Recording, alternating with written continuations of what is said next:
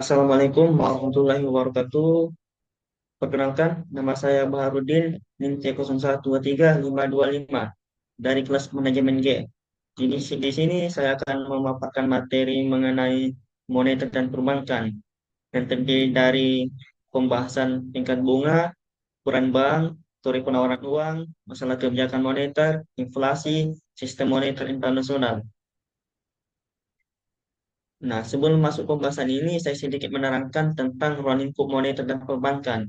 Nah, ruang lingkup moneter dan perbankan ini itu mencakup segala hal yang berkaitan dengan uang, kebijakan moneter, sistem keuangan, dan lembaga perbankan.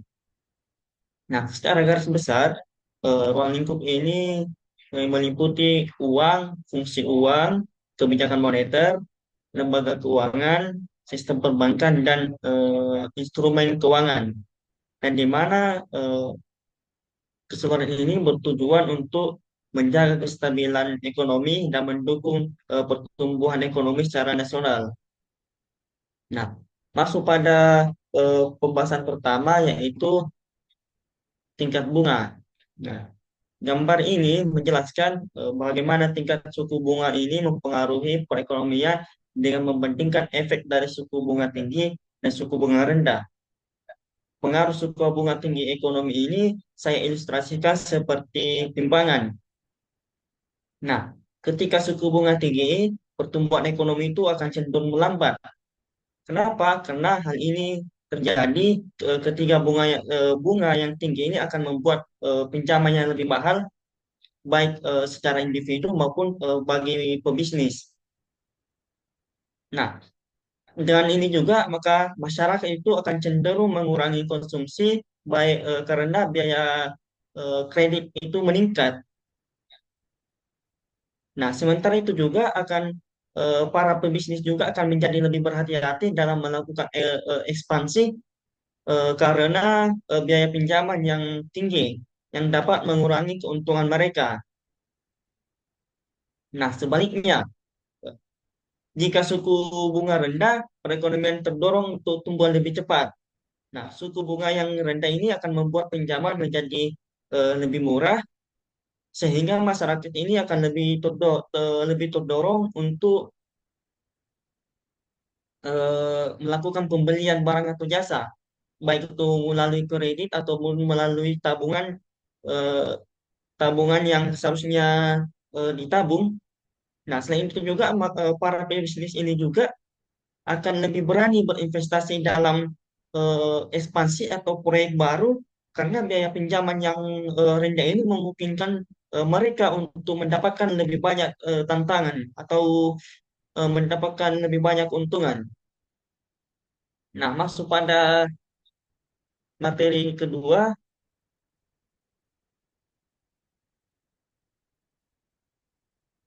peran bank dalam pasar uang.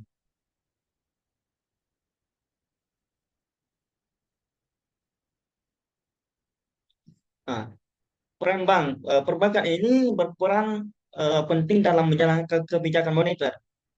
Bank sentral ini memiliki peran utama dalam mengatur peredaran uang, menetapkan suku bunga, serta menjaga kestabilan ekonomi. Nah, fungsi bank umum. Nah, bank umum ini juga berfungsi sebagai perantara keuangan yang menghimpun dana dari masyarakat dalam bentuk tabungan dan menyalurkannya kembali dalam bentuk kredit.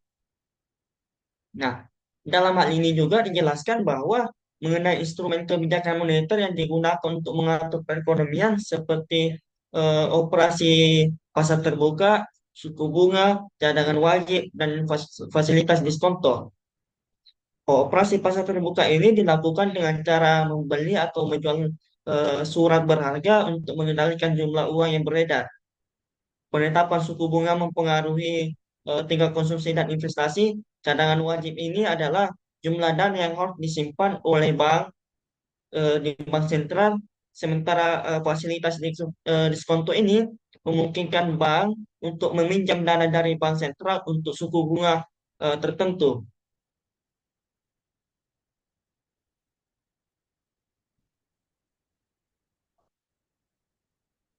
Nah, selanjutnya yaitu teori penawaran uang. Teori penawaran uang ini ada beberapa saya cantumkan yaitu teori tanpa bank, teori moneter modern, implikasi kebijakan dan pelipatan ganda uang, pelipat gandaan uang. Nah, teori penawaran uang tanpa bank ini yaitu teori yang berkaitan dengan sistem standar emas, yang di mana uang yang beredar bergantung pada jumlah emas yang tersedia di masyarakat. Nah, dalam sistem ini, pemerintah, bank sentral, atau perbankan itu tidak memiliki pengaruh terhadap jumlah uang yang beredar dalam beredar karena sepenuhnya ditentukan oleh pasar. Yang kedua yaitu teori penawaran uang modern. Nah, tidak hanya bergantung pada jumlah uang yang dicetak oleh bank sentral, tetapi juga pada faktor lain seperti inovasi teknologi dan perilaku masyarakat. Modern Monetary Theory atau MMT menyatakan bahwa pemerintah ini dapat menciptakan uang untuk membiayai pengeluaran tanpa perlu khawatir terhadap utang.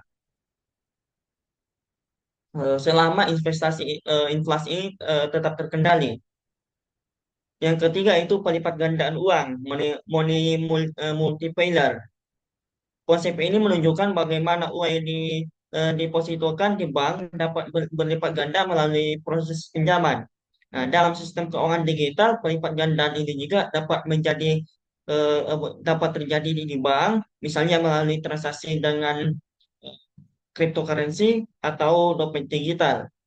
Yang terakhir itu implikasi kebijakan penawaran uang. Nah, di sini ada beberapa implikasi kebijakan penawaran uang, yaitu jika penawaran uang meningkat, uang beredar makin banyak. Yang kedua yaitu jika penawaran uang yang dikurangi, maka uang beredar itu akan semakin sedikit.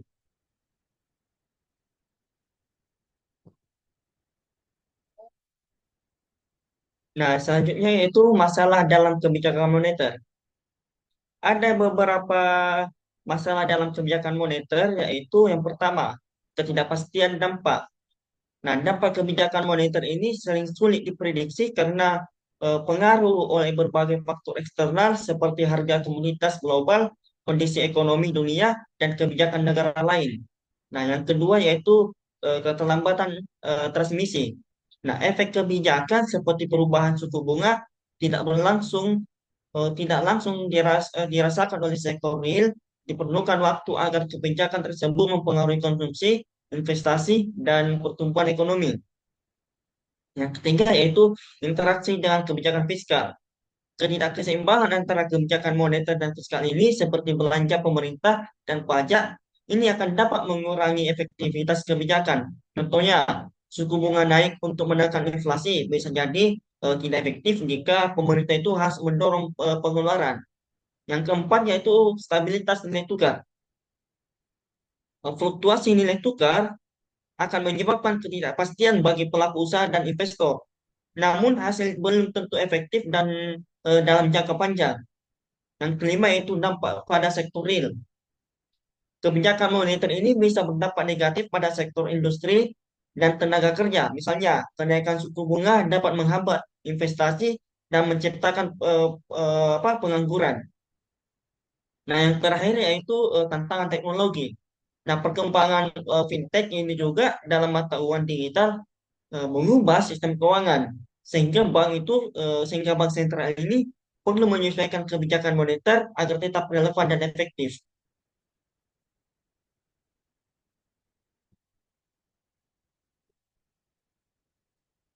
Nah, yang selanjutnya itu inflasi.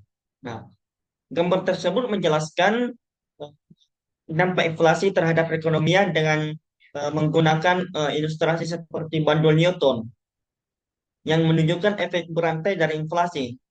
Nah, yang pertama itu ada inflasi. Nah, inflasi ini menyebabkan kenaikan harga barang dan jasa yang berdampak pada berbagai aspek ekonomi. Nah, yang pertama yaitu eh, penurunan daya beli. Penurunan harga ini membuat masyarakat memiliki daya beli yang lebih rendah, sehingga mereka mengurangi konsumsi. Yang kedua itu ketidakpastian ekonomi. Nah, inflasi yang tidak terkendali ini akan membuat pelaku usaha ini akan ragu untuk berinvestasi karena ketidakpastian biaya dan permintaan pasar. Yang ketiga yaitu ketidakstabilan mata uang. Nah, inflasi juga ini akan menyebabkan nilai tukar mata uang berfluktuasi yang mempengaruhi perdagangan internasional dan investasi asing. Yang kelima ini atau apa? Sorry, yang keempat ini adalah ketimpangan ekonomi. Inflasi ini akan berdampak lebih besar pada kelompok yang berpenghasilan tetap karena pendapatan mereka tidak akan naik secepat harga barang sehingga meningkatkan ketimpangan ekonomi.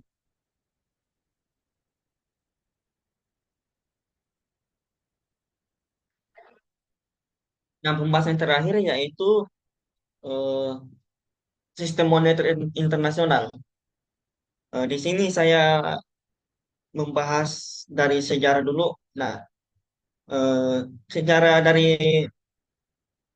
moneter internasional ini yaitu eh, sepanjang yang dimulai dari standar emas ini di mana nilai mata uang suatu negara bergantung pada cadangan emasnya.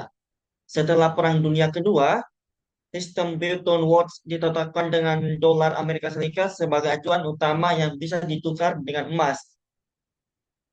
Namun pada sistem ini runtuh pada tahun 1971 karena ketidakseimbangan ekonomi dan inflasi tinggi di Amerika Serikat.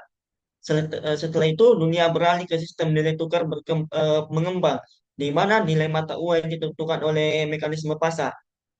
Yang kedua yaitu ada mekanisme.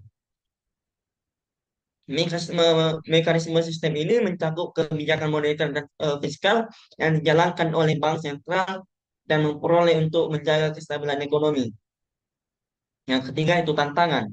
Nah, tantangan yang dihadapi oleh sistem moneter internasional ini meliputi fluktuasi nilai tukar, ketidakseimbangan perdagangan, dan arus modal yang tidak menentu.